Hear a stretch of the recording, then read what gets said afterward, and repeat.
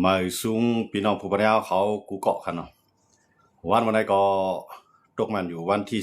3 เดือนธันวาคมปี2026เขาขามาคบทบยากันในข่าวยามกลางวันกันวันเมื่อไรก็ย้อนโดยเงาลายลุมฟ้าเรียกลายมาหาวแหงไว้นางฮือกวนเมืองใต้เขาขาปอติไรฮู้คือตันสิเลยปอติไรหางแฮนคือเปิ้นนี่วันเมื่อไรเขาก็เดี๋ยวลองทางปางตึกตั้งตะวันออกกลางอันอ่อนโหน้ำนาเลยตับซึกอเมริกันเลยตั้งอิสราเอลคมมือกันสิเลยต่อสู้ตึกต่ออิหร่านอันเป็นอ้อยหลีของเขตรัสเซียค่ะเนาะไล่ตึกกันมาต่อพอถึง5 วันเมื่อไหร่ก็เลยว่าคารังปางตึก4 วันครับในคารังปางตึก4 วันในภายดังตับซึกอิหร่านไล่ตายกว่า1 เหง3 ปาก50 ก่อนะครับเนาะอันนี้เป็นซึกตายของอิหร่านก็ในอเมริกันซ้ำตายก็ละในอเมริกันเขาปืนเผาว่าซึกอเมริกันตายอยู่3 ก่อภายหนึ่งในเฮียง3 ปาก50 ก่อแถมภายหนึ่งซ้ำตาย3 ก่อไล่ว่ากว่ากันนำตี้ๆครับเนาะก็ในตั้งภายอิสราเอลเขาได้ก็ปืนเผาออกมาว่าซึกอิสราเอลนั่นไปเลยตาย4 ก่อแห้งเลยซ้ำปีกว่ากันนำแห้งล่ะซึกอเมริกันซ้ำว่าตาย3 ก่ออิสราเอลซ้ำว่าไปมีลองตายซึกอิหร่านซ้ำก็ตายกว่าเฮียง3 ปาก50 ก่อย่อเนี่ยอันนั้นก็ย้อนโดยตับซึกอิสราเอลนั่นปืดปังตึกต่ออิหร่านอันดังเมื่อข้าวยามันอิหร่านและตั้งอเมริกันเขาตึกคัดเจอแต่ได้งบงี้อุโอกันเสียเลยให้เอาปลายกำซึมเตียนปลายหมากกองในเซตาก้อยกาอ่ำเปลี่ยนมาปางตึก3 ปอก3 กำร่วมลงกว่าเฮ็ดให้ประธานาธิบดีโดนัลด์ทรัมป์ลาดว่าเสียงใจเย้าหมดใจเย้าตาเตอุโอต่ออิหร่านย้อนโดยอิหร่านให้ยอมเฮ็ดยอมหัวมือตาแก้ไขปัญหาลองเครื่องลากนักนิวเคลียร์เนี่ยอันนั้นก็จอมจริงโดนัลด์ทรัมป์นี่ใส่ว่าอิหร่านเปลี่ยนกลหายกลเมือกอิหร่านปันแห้งผู้ก่อการหายอิหร่านคาล่างเผ่าพันธุ์กลในเมืองอิหร่านย้อนนั้นเลยอเมริกันในติเลยมาจอยเทียมบันกลเมืองอิหร่านให้พอมีรองทางห่างอันนั้นก็เลยว่าอเมริกันก็เอาข่าวเลี่ยมดีตื้อตั้งดีเสียเลยลาดว่าอิหร่านนั้นคาล่างเผ่าพันธุ์กวนเมืองในเมืองอิหร่านเสียกวนเมืองอิหร่านตกย้อนมาเลยอเมริกันก็เลยซอยป้าวันเมื่อไหร่เขาได้หันอยู่2 ฝ่าย2 ตั้งอันว่าจะเป็นอเมริกันในอิสราเอลไล่ใส่เครื่องบินตั้งนำตั้งหลายเข้าตึกต่ออิหร่านกำลังอิหร่านก็ขีปนาวุธต่างอันที่มันมีนั่นก็ยื้อใส่ตั้งตะวันออกกลางหนึ่งในเมืองซาอุดิอาระเบียอันนั้นก็อิหร่านยื้อใส่เตืองยาใส่ปั๊มน้ำมันอันใหญ่ที่สุดในลุมพ้าอันนั้นก็อันเป็นเจ้าใจเมืองอิหร่านนั่นก็เมืองซาอุนั่นก็อำปอใจที่เรียกว่าสิแลจี้สังตับซึกซาอุดังเสียงไฮหางแฮนพร้อมตาได้ตอบแทนขึ้นอิหร่านสังว่าอิหร่านในอำไปกึดลือสิแลตี10 ตึกมาแทงในเมืองซาอุบ่ได้จึงซาอุเตอำเยี่ยนกันเย้าอันนั้นก็จะเป็นเจ้าใจย้อนเปิงเมืองซาอุในอุเปิงพ้องงำเลยเจ้าใจครับเนาะมันใจประธานาธิบดีอำใจจอมพ้องหลวงก็เป็นเจ้าใจก็ในประวัติซาอุในปืนผาจังนั้นในภายตั้งอิหร่านก็พร้อมตาได้รับมือเนี่ยหวังว่าทั้ง2 ฝ่ายก็ไปลวดลาวาสอบไปย้อนย่านดอกกันได้ก็ใน UAE สหรัฐอเมริกาเนี่ยก็ตึกอันสูงที่สุดในลุมพ้าอันนั้นเป็นที่ในเมืองสหรัฐอเมริกานั้นก็ห้องว่า UAE ครับเนาะอันนั้นก็พี่เราชี้เรายึดอ่อนขีปนาวุธของอิหร่านนั้นยืมมาก้อยก็อันเหตุการณ์ตั้งกลางหาวของ UAE เขานั้นทำคืนมาเฮ็ดแบบอันนั้นก็เฮ็ดให้ขีปนาวุธของอิหร่านนั้นตกลงกว่าเรียกว่าเตียกกว่าในการหาวสิเลยมีจากมันตกลงมาครับเนาะ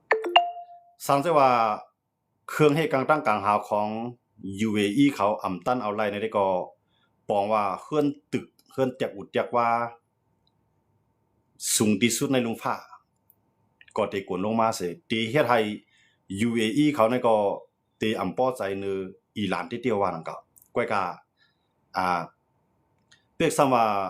เคลื่อนอันสูงที่สุดในลุมฟ้าอำไลกวนปังลงกว่าย้อนอันให้กลางตั้งกลางหาวของ UAE เขานั้นเฮ็ดไรในสายตาก็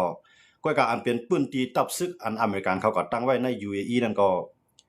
ถูกตับซึกอิหร่านเขาใจขีปนาวุธยื้อใส่แลก็มีลองลู่ใหญ่ซุ่มนำเหมือนกันครับเนาะ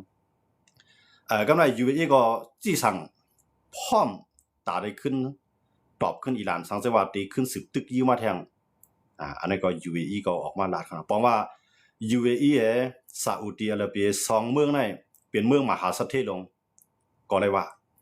กำไรแห้งแลในนำมาใน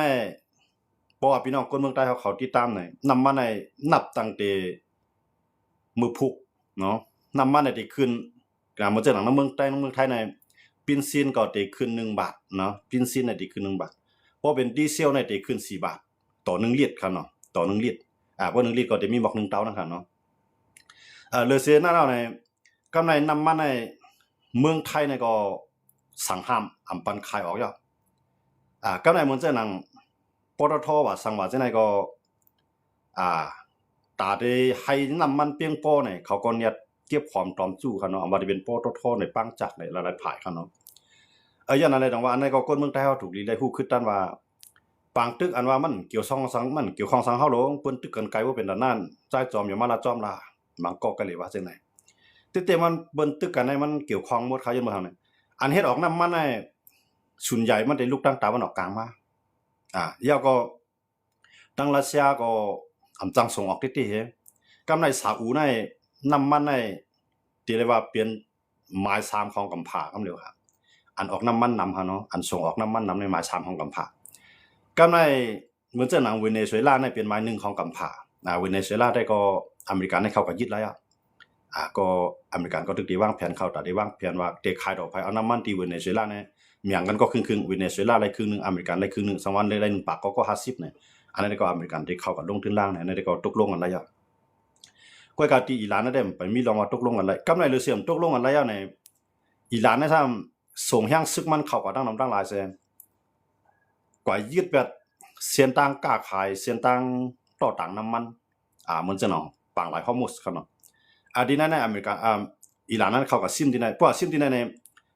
มันเป็นปื้นที่อันแก็บอำจังวีกว่าทั้งหลายอย่างนั้นเลยต่างเมืองอำจังกล้าขายอำจังฮับขายส่งออกสู้กันเนี่ยแต่ว่าปังตึกเนี่ยมันมาเอาเปลี่ยนเป็นปังตึกใหญ่กว่าแต่ติกว้างอันที่คันเนาะเพราะว่ามาด้วยในคันนั้นประมาณน้ำมันในกาคันมาสูงแล้วทองคำคำในก็กาคันสูงมานะทั้งอีในเงินในเดี๋ยวมีการมีขันนั่นก็คือที่ย้อนอะไรตรงว่าก้นในพวกเป็นล้านคำเสียงคำมันใหญ่ๆว่าในพวกตั้งเมืองไทยเนี่ยเข้าแถวกันตั้งเด็ด7 โมงเปลี่ยนโมงกลางในเจ้าค่ะแต่ได้เข้าซื้อคำในคันนะพวกตั้งเมืองไทยเนี่ยพวกเป็นล้านที่เสียงลังๆคันเนาะอันเปิ้นมั่นใจดีๆว่าล้านในเต็มลุ่มเหลี่ยมเจียงต่อให้เป็นซื้อมาก็เมียมาขามเลยล้านเจนั้นปนกันเข้าซื้อคำครับเนาะเปิ้นฮู้ว่าเพราะว่าอีหลานเนี่ยไปย่อมในรัสเซียก็ลาว่าตื่นเต็มปานให้อิหร่านร่วมพร้อมตาได้เฮ็ดให้อิหร่านนั้นรักษาแผ่นดินมันไหลรัสเซียก็มาลาแล้วคั่นนะปูตินนั่นคั่นนะกำไรอันเป็นผู้คานปากของขี่เขาเมานิงเนาะเมานิงน่ะที่เป็นคนยิงครับนะอีน้องเมานิงพี่นางเมานิงเดียวแล้วอย่าตีอย่าอินขนมนะเมานิงเนี่ยก็ออกมาปืนเผาว่าอเมริกันให้กึดกำเหลียวลองอันตึกต่ออิหร่านในมีลองเพียงเปลี่ยนเป็นธรรมมีลองหมานแม่นจ้อมเปิงตะละให้อเมริกันกึดกำเหลียวป้ออเมริกันกึดเขเตเอาแห้งซึกเข้าจิ้มเนี่ยว่าที่เขาแซกๆเลยแต่แห้งซึกคำเดียวเพราะว่าเมานิงมาลาจังไหนใน1แค่นเฮ็ดให้นำมาใน1แค่นกาขันมันปรุงขึ้นเนาะมันจังหนังในเมืองผมตุ้มตู้เขาจ้อมเรียนดินที่ในแต่มันจังหนังเมืองใต้เฮาว่ากันล่ะตาขี้เรียกในตาได้ไหลใส่น้ำมันมันจะง่ายครับตั้งแต่มีสายจังได๋ตาขี้เรียกจังได๋ดังไผไทยดังไผมันก็มาไผใต้เฮานั่นน่ะเนาะของบางก็ที่เฮาเมืองมันที่เป็นเมืองใต้นั่นน่ะก็อยู่ภายใต้กับเมืองมันลูกของเมืองใต้คำว่าซิ่วก็มีตั้งนำคาที่เมษาในขณะเจียนเที่ยวกันไว้ครับย้อนไปจังนั้นแหละพี่น้องเขาเนี่ยพวกอะไรติดตามตัวข่าวเนี่ยน้ำมันกานั่นใส่ให้เตรียมไว้เนาะใส่ให้เตรียมไว้กูล้ำมันเฮาหลุดใจน้ำมันได้ปรุงขึ้นกาคันมันได้สูงขึ้นแฮงนะแทงมือพกเนี่ยได้ขึ้น4 บาทต่อ1ลิตรแล้วครับนะ4 บาทต่อ1ลิตรอันเป็นน้ำมันปังจากนะครับนะย้อนไปจังนั้นได้ตรงว่า อันเป็นดีเซลขนาดเนาะดีเซลกูปั๊มๆก็เลยครับว่าเนาะดีเซลมาปิ้นซีนมาครับเนาะอันนี้ในการคันมันขึ้นเมื่อเราก็ปิ้นซีนได้ขึ้น1 บาท50 สตางค์นะครับผมเพราะมันใจมอก1 บาทปลายนะครับเนาะก็ไม่ดีเซลได้ขึ้น4 บาทก็แล้วครับเนาะได้ขึ้น4 บาทย้อนมาจากนั้นว่าเหมือนจะว่าเขามีเงินในท้อง1เฮียงพวกพวกเขาก็เติมพวกก็สร้างน้ำมันพวกเงาไล่บ้านเมืองดีๆเนี่ยเฮาได้มอกเฮียง4 ปากเฮียง5 ปากเงินไทยนะครับว่าเนาะเฮาได้เตรียมทางก็ในเงินเท่านั้นมีการคันอย่างน้ำมันในการคันมันสูงแบบนะลูกเอาที่เขาใส่เฮียง4 ปาก5 ปากแล้วเลยเตรียมถังน้ำมันเฮาไว้ในรถเท่านั้นมันจะเปลี่ยนกว่า2เฮียงเนี่ยนั่นก็2เฮียง5 2,000 นั่นกันเนาะย้อนไปจะได้ตรงว่าน้ำมันในอ่อนการสร้างไว้เนาะสังเกตว่าก้นอันดูเฮ็ดให้เฮ็ดนารู้ใจจากไทยอยู่สังสินในซื้อไว้เปลี่ยนตีป่ามันเนาะเปลี่ยนปรุงตลาดไว้ในแค่นดีครับนะน้ำมันอันนี้ขึ้นดีครับย้อนเมืองในเมืองอันเจ้าของน้ำมันในมันสุกทราบกันหมดแล้วมันจังเฮ็ดน้ำมันกำในอันกันน้ำมันเฮาว่าเจ็ดท้องน้ำมันอันใหญ่ที่สุดในลุมฟ้าในถูกอิหร่านในย่ารู้แล้วแบบเป็นของซาอุดีอาระเบียเขาเนาะของเมืองซาอุเขาเป็นเมืองเขาได้เขาซื้อน้ำมันต่างเมืองมาในเมืองเขาก็เขามีน้ำเขาเป็นสัตเทน้ำมันสัตเททองคำเนาะเขาเนี่ยกำในโครงการมันโครงแจ๊ดมันอันใหญ่ที่สุดในลุมฟ้านะครับเนาะย่าอิหร่านในยื้อแบบเหลียวพองหมดแล้วครับเนาะเปลี่ยนไฟกับหมดแล้วไฟกินน้ำตาลไรไฟอันนั้นเพื่อเอาความไม่จอกมาใจกับน้ำตาลไรไฟเอาค่ะนะย้อนนั่นแหละต้องว่าพวกเขาคำว่าด้วยดีในเงาลายปางตึกน้องเมืองบอกกำไรในตุ้มย้อนเฮาคาก้นตั้งกำผายก้อยกะ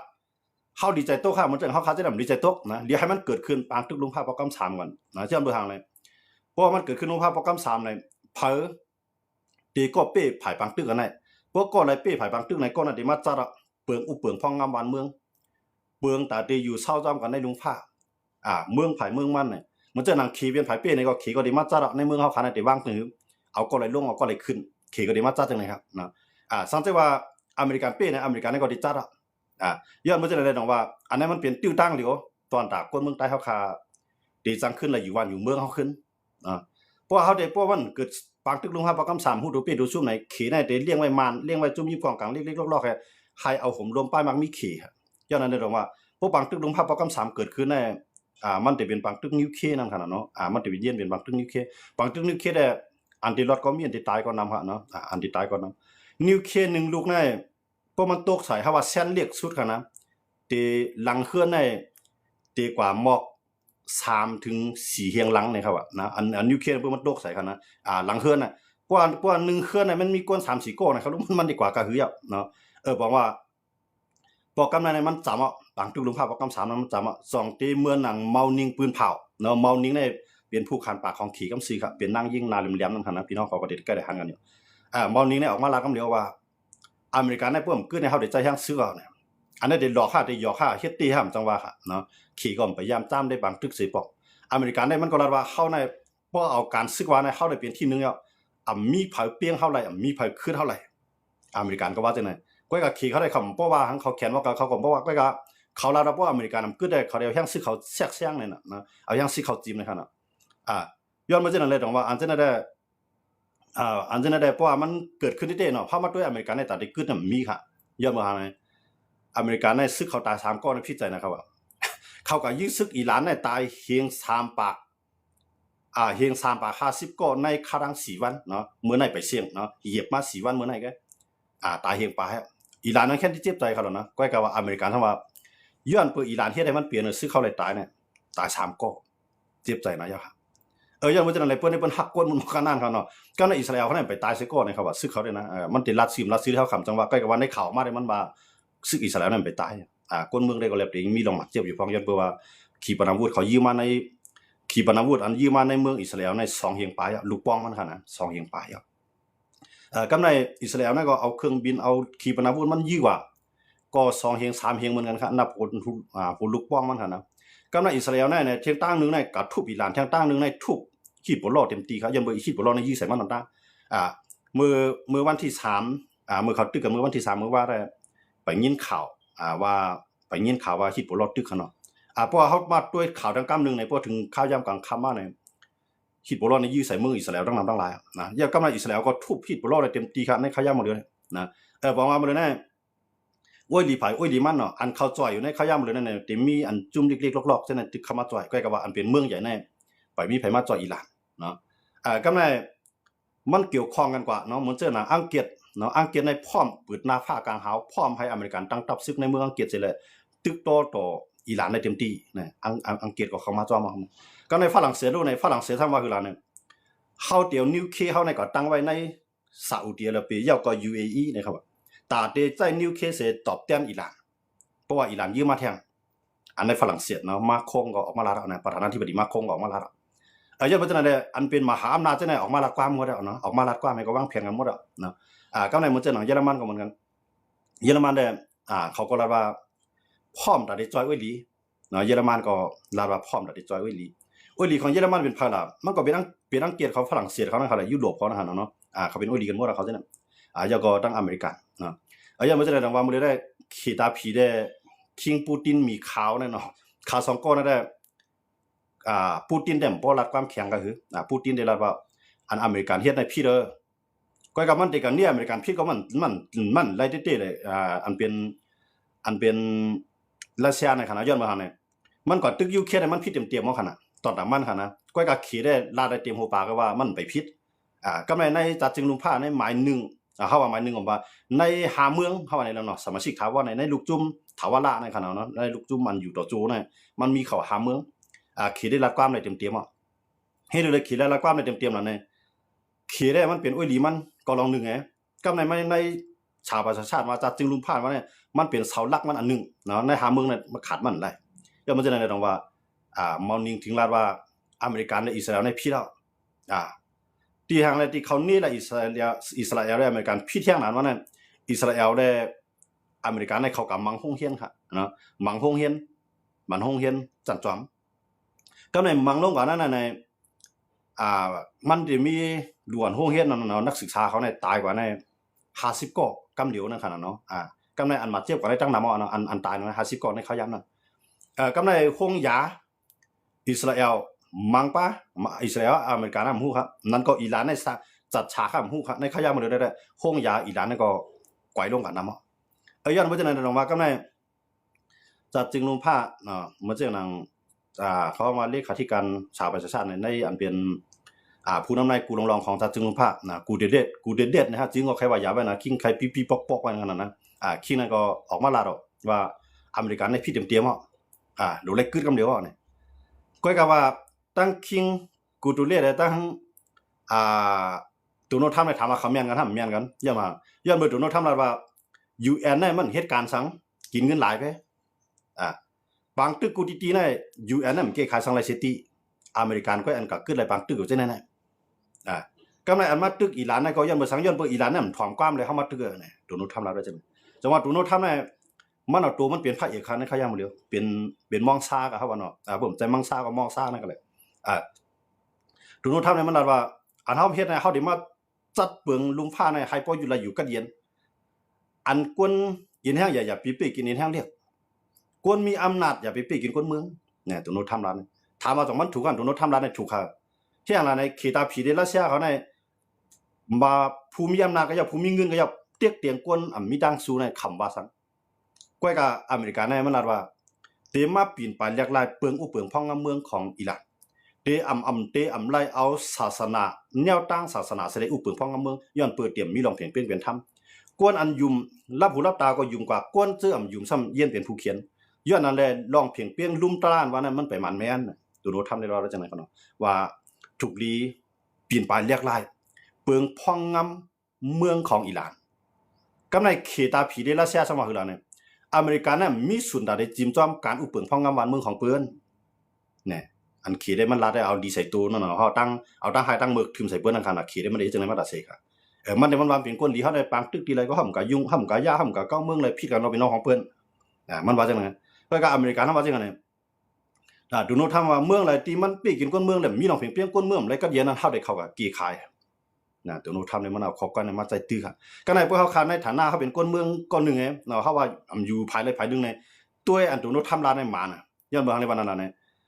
เพราะมันกับปีนไปเรียกลายลอกลายอุปเปิงพ่องงำเมืองของอิหร่านในก้นเมืองอิหร่านเนี่ยอันฮันลีอายะตะลอก็ดีฮันลีอายะตะลอก็ดีไผฮันลีก็ยาวรู้เลือกตั้งกันสิได้ไล่ขึ้นมาบ่เลือกตั้งเอาเพราะมันเฮ็ดหลีสืบเลือกมันมาแทงเพราะมันเฮ็ดหลีเลือกทั้งก็ใหม่ ก็กะอันอายะตะโลเขาเปลี่ยนออกมาเลยนะอายะตะโลนั้นป้าตายออกหมดเลยเนาะจันอาหนามันป้าตายหมดแล้วในนาขึ้นมันเนาะมีมันเด่นไปยินว่าตายเวลาตายคือหนาวกับหุ่งกันเลยเนาะยินว่าตายเนี่ยอายะตะโลคำนี้อีเหเหี่ยวก็ลุกขวยมันลุกไปมันลูกสาวมันหลานสาวมันกวยกันในขึ้นหลังนั้นคำเดียวนะอันนั้นได้อายะตะโลคำนี้อีเนาะตายก็อย่างหัวเพิ่มมีมาทางก้มใหม่อันตัวเตี้ยนอายะตะโลก็ขึ้นเก็บเพชรแล้วขึ้นเก็บเพชรหายหลายแท่งเนาะเข้าดินเมืองเปลี่ยนฟองเต้าก็ยังว่านะยันบ่จังได๋ดอกว่ากำนั้นเนี่ยเฮ็ดอยู่ล่ะในตื้อตั้งแต่ได้เปลี่ยนสงครามโลกห้องว่าปังตึกลมภาพประกำ3ในตื้อตั้งมันเนี่ยมันถามว่าต้องไปติดไปเปลี่ยนนั่นน่ะอำเปลี่ยนน่ะมีไผล่ามอะไรติๆยังบ่ทันเนี่ยบ่มันขึ้นอยู่ที่ขีดและรัสเซียนะก็ติเปลี่ยนนะเพราะว่าขีดและรัสเซียมันจะยังซึกเข้ามาจอยนะได้อิหร่านในตาติเปลี่ยนแล้วอเมริกันนั่นเปลี่ยนหลายตื้นเปลี่ยนหลายยังบ่ทันเนี่ยอเมริกันในล้อมรอบอิหร่านเป็นหมดนะล้อมรอบอิหร่านเป็นหมดกำไรอ้วยลีของอเมริกันในล้อมรอบแท้งนะมันจะมีกาตาร์ในจอร์แดนในอียิปต์ในกำไรมันจะมีลิเบียเนี่ยซีเรียเนี่ยฉะนั้นมันอยู่ไว้หมดอิรักว่านะฉะนั้นเพราะว่าทั้งอิสราเอลแท้งเนาะอิสราเอลได้เต้ๆเนี่ยทั้งอิหร่านอิสราเอลในคำติดกันมันแค่นเป็น3เฮียงลักพุ่นนะเนาะตั้งไกลมันคั่นนะมันไกลกันแฮงอยู่ก็มันมีหลายเมืองแค่นกลางไว้มีหมอก3เมืองอันแค่นกลางครับไว้ก้อยก็ขายื้อในคำฮูกกันน่ะคำฮูมานั่นแน่เนาะอิหร่านยื้อในเมืองอิหร่านออกมาคำเขาจะได้มากำลังอิสราเอลก็ยื้อคามเขาจะได้กว่าเพราะว่ายื้อเล่มป่วนก็ตกใส่เขาจะได้นั่นแหละนะก็อิหร่านเนี่ยมันตั้งใจยื้อใส่เขาจะได้นั่นนะเมืองไหนที่มีตับซึกอเมริกันก็เหมือนทั้งว่าเมืองเส้นไหนปันแห่งอเมริกันเปลี่ยนผู้เขียนเป็นผู้เขียนอิหร่านเนี่ยมันใครไว้จังได๋เนาะกำลังซาอุซะมาคือล่ะเนี่ยอันเฮาเฮ็ดก่อนนะอเมริกันเนี่ยมันใจตอนตาดีกว่าตึกอิหร่านมันเป็นตอนตาที่เก็ดเคตู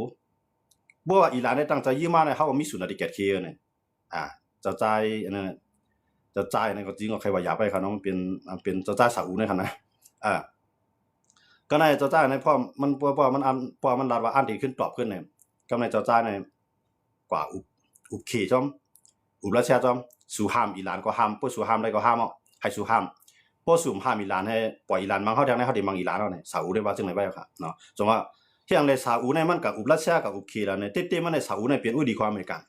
ก้อยก็บ่การเมืองว่าการป้ายมักมีว่าในต่อให้เป็นผู้เขียนเมืองนึงก็อย่าเข้าเป็นผู้เขียนเป็นผู้เขียนทางเมืองนึงก้อยก็เมืองนั้นจังเป็นอุ้ยดีก็จังเป็นไรนะดังว่าซาอุเนี่ยมันก็หนังคืออเมริกันในเต็มเต็กมันแห้งหนาลายหนังคืออเมริกันในเต็มเต็กแห้งหนาลายในซาอุเนี่ยก็ห้องเอารัสเซียเฮ็ดโกกันก็ขายดอกกันกำในซาอุเนี่ยขึ้นห้องเขนะย้อนเบิ่งเขในขึ้นเข้ามาที่ซาอุเนี่ยย้อนเบิ่งเนี่ยยังอ่านตาที่เฮ็ดให้อิหร่านในซาอุเนี่ยจำใจกันมาเขในเข้ามาเจจาปันกำในพวกเขเข้ามาเจจาปันมันได้เปลี่ยนนะลองจำใจดังมือเขายำคิดกันมาตาเสียนะย้อนเบิ่งเมืองเขาจับกันนี่ก็ชิมกันเนาะมันเจอหนังซาอุนี่คั่นนะซาอุและอิหร่านเนี่ยเมืองเขาจับกันก็เขาก็ชิมกันมากำในเพราะว่าเขในเข้ามาเขเข้ามาอิหร่านเนี่ยตั้งตาวันออกกลางได้เนี่ยเพราะว่า UAE ให้อิหร่านให้ซาอุ3เมืองในเฮ็ดก่อกันได้เนี่ย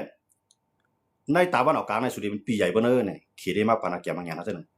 กำในเจ้าจ้ายก็ฮันเดียวนะเจ้าจ้ายผู้นำของอิหร่าน